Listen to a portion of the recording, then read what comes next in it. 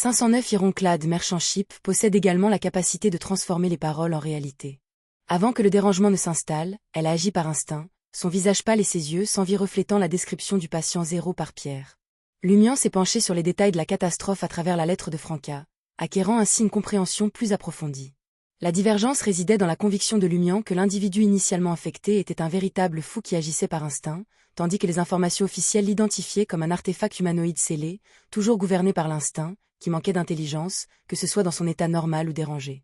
Les spéculations de Lumian, cependant, n'excluaient pas la possibilité que la jeune femme se soit transformée en une véritable folle, une personne qui propageait instinctivement le dérangement en raison d'une certaine forme de corruption, nécessitant son scellement. Quant à savoir pourquoi il s'agissait d'un phoque et non d'une éradication directe, Lumian pouvait à peu près en deviner la raison. La capacité de tuer n'importe qui à volonté était toujours convoitée, malgré diverses restrictions. Le pouvoir d'éliminer n'importe qui à volonté reste très recherché, malgré certaines contraintes. Qu'il s'agisse de l'Inquisition, du machinerie Yvemin ou du Bureau 8, ils ont tous donné la priorité au scellement plutôt qu'à la destruction si une méthode viable existait. Lumian savait qu'il pourrait même compter sur elle pour gérer les crises futures. Ses yeux parcoururent le contenu de la lettre, absorbant l'information. En ce qui concerne les détails supplémentaires, la confidentialité empêche la source d'en fournir davantage. Gardez un œil vigilant sur les individus comme elle. Si vous découvrez quelque chose de suspect, prenez immédiatement vos distances et signalez-le aux autorités. Aucun détail sur ses origines, la technique de scellement, la manifestation de la parole ou la façon de contrecarrer le dérangement n'a été fourni. Aucun niveau ni numéro de saut concret. Malgré l'anomalie de Dardel et les descriptions antérieures, même s'il ne s'agit pas d'un artefact scellé de niveau 1, il possède des propriétés importantes et terrifiantes parmi les artefacts scellés de niveau 2. Lumian réfléchit brièvement, puis rangea la lettre dans son sac de voyageur sans l'incinérer sur place. À ce moment-là, Lugano observait son dos avec perplexité. Malgré l'activation de sa vision spirituelle, il n'a rien trouvé. Le messager de Lumian, le pénitent Bainfell, était parti depuis longtemps. « Allons-y » soupira Lumian, tendant la main pour saisir les épaules de Ludwig et Lugano. Son plus grand regret était le tiers perdu du tarif de 400 verles d'or. Il devait encore trouver différents cafés pour le petit déjeuner de Ludwig. Il ne pouvait pas se permettre d'être rassasié d'un seul endroit pour éviter d'éveiller les soupçons. L'instant suivant, Lugano eut l'impression d'avoir pénétré dans le monde des esprits qu'il venait d'entrevoir. Au lieu d'être un simple observateur, il a plongé plus profondément dans des couches de couleurs saturées, baignant dans la lumière de cet éclat de couleurs différentes au-dessus de sa tête. Entouré de visages et de personnages indescriptibles, il s'est précipité vers une destination inconnue. Le vertige l'envahit, mais en un peu plus de 10 secondes, ses pieds touchèrent la terre ferme. Des bâtiments beiges, rouge brunâtre et jaune clair l'entouraient. Lumian ne s'était pas téléporté, trop loin et avait choisi Faust, Dardel tombant sous sa juridiction.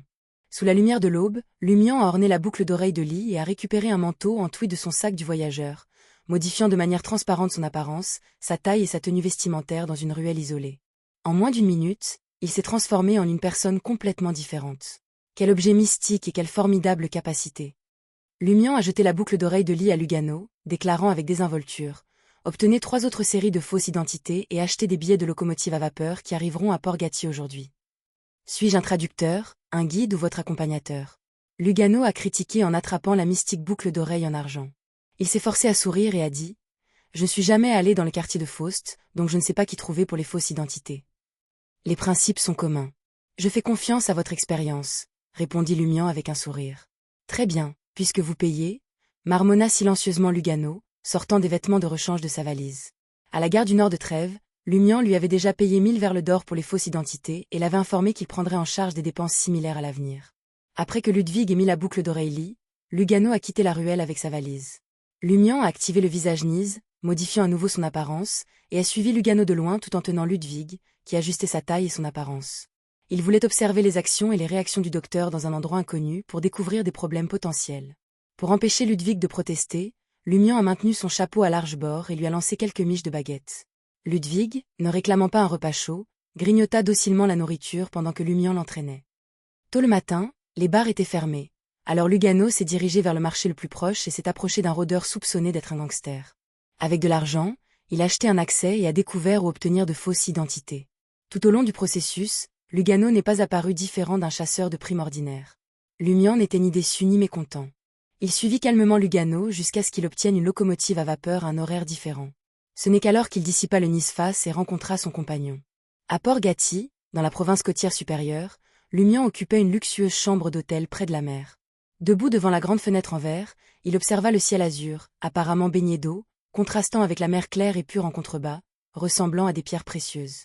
Les cris clairs et mélodieux des oiseaux de mer gargouillant, accompagnés de leurs silhouettes gracieuses, parcourus entre nuages blancs, plages blanches et mâts de navires. Même sans ouvrir la fenêtre, Lumian pouvait intuitivement sentir la brise marine rafraîchissante venant de la mer. Ce port, principal point d'entrée des produits des villes industrielles de la côte ouest du Mitsir vers la mer de Brouillard, était célèbre pour son commerce et sa construction navale, et se vantait de sa prospérité. Contrairement aux croyances des Trériens selon lesquelles le soleil était rare au nord, Port Gatti restait perpétuellement baigné de soleil, l'automne maintenant une température douce. Pendant que Ludwig mâchait, Lumian admirait le paysage marin et le port lointain, attendant le retour de Lugano avec des billets pour le port Santa du royaume Fénapoté. À ce moment-là, le pénitent Bainfel, anormalement grand et vêtu d'une robe noire d'ecclésiastique, émergea du vide, tendant silencieusement une lettre à Lumian. « Merci », reconnut Lumian par habitude avant de prendre la lettre et de la déplier. D'après les informations recueillies sur les lieux, il semble qu'elle soit revenue à la normale il y a quelques jours et quittée Dardel. On ne sait pas où elle se trouve actuellement. La propagation du dérangement résulte d'une mer d'esprit gravement corrompue. Le comportement anormal des habitants, peu disposés à quitter Dardel mais désireux d'informer les passants sur le dérangement, provient probablement de la mer d'esprit corrompu. La terminologie récemment apprise par Anthony le décrit comme une mer de subconscient collectif formant un monde mental avec l'île de la conscience et le ciel de la spiritualité. Soyez prudents à l'avenir. Vous risquez d'être attiré par une autre catastrophe mystique causée par l'artefact scellé. Ils n'ont pas attrapé l'artefact scellé. Lumian a claqué sa langue, sentant un mal de tête imminent. Honnêtement, il ne pouvait rien faire. En arrivant à Dardel, l'autre partie était déjà partie, laissant la catastrophe toujours en cours. À 15 heures, Lumian, accompagné de Lugano et Ludwig, monta à bord du Flying Bird, un navire marchand à destination du port Santa du royaume Fénapoté. Optant pour une cabine de première classe, ils ont obtenu une suite comprenant une chambre principale, une chambre d'enfant, un logement pour serviteurs, un salon et des toilettes. Avec des préposés spécialisés à leur service, ils ont eu accès à la salle à manger la plus haute gamme et au salon de cigares exclusif. Le coût, 700 verles d'or, était presque équivalent au revenu annuel de Charlie en tant qu'employé d'hôtel. L'argent était quelque chose qui tenait à Lumian, mais pas trop. Les expériences passées et les conseils de sa sœur l'avaient rendu instinctivement calculateur, mais l'acquisition relativement facile d'argent, comme les 30 000 verles d'or qu'il avait obtenus dans le coffre-fort de la salle de Balbrise, atténuait la douleur. De plus, il possédait déjà la formule de la potion, les ingrédients principaux et les ingrédients supplémentaires pour sa prochaine séquence, éliminant ainsi le besoin immédiat d'accumuler des fonds. En tant que lecteur dévoué de la série Adventuré, Lumian connaissait les nombreux trésors de forme humaine en mer. S'il avait besoin d'argent, il était prêt à imiter son idole et à les éliminer. Le Flying Bird, le dernier navire à vapeur, était entièrement construit en acier, sans voile mais des cheminées émettant du brouillard et des mâts avec des tours de guet. Gris-fer avec des couleurs rouges et or entrelacées, le navire possédait un large pont, de nombreux emplacements de canons et surpassait les voiliers classiques en termes de déplacement, de capacité de passagers, de vitesse et de robustesse. Comparé à ses gars arriérés, c'était comme un adulte méprisant les enfants. Avant l'incident de Cordu, Lumian avait envisagé de se lancer dans un voyage maritime, inspiré par l'aventurier Germain Sparrow, pour séduire sa sœur. Cependant, Aurore avait reporté ce projet jusqu'après l'obtention de son diplôme universitaire. Dans le salon spacieux et bien éclairé de la cabine de première classe, Lumian regardait par la fenêtre la mer Azur, perdu dans ses pensées. Oh! Au milieu du sifflet, de la brume s'échappait des cheminées du Flying Bird. L'énorme navire marchand blindé de fer quitta lentement Port Gatti, accompagné par la symphonie de diverses machines commençant à fonctionner, se dirigeant vers les profondeurs de la mer Coucou. Cris! Les cris des oiseaux marins résonnaient dans les nuages.